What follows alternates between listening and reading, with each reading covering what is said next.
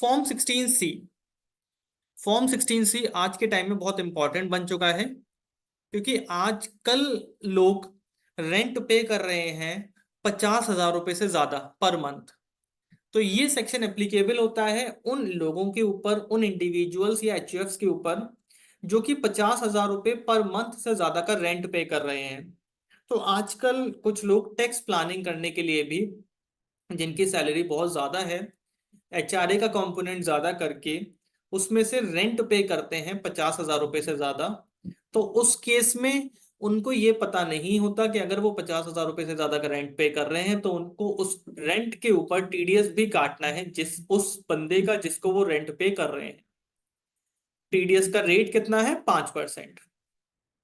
Section 194 IB of income tax act deals with TDS deduction on rent.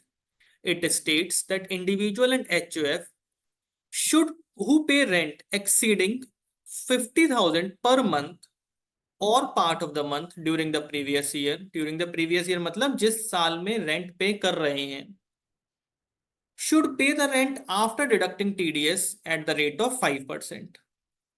When TDS is deducted from rent, the details of TDS deducted are to be provided in Form 16C.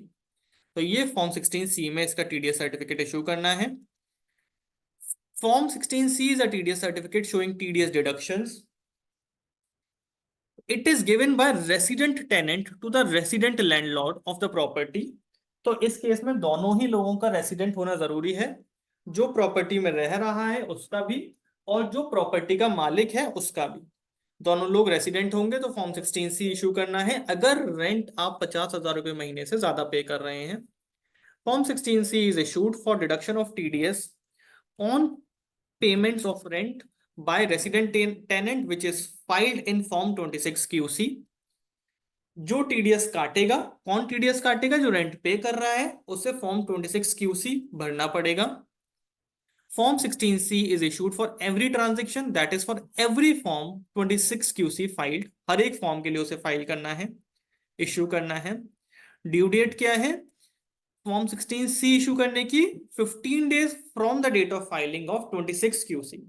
जब वो 26 QC file कर देगा, उसके 15 दिन के अंदर अंदर उसे अपने लैंडलॉर्ड को फॉर्म 16C फाइल करना है, इशू करना है।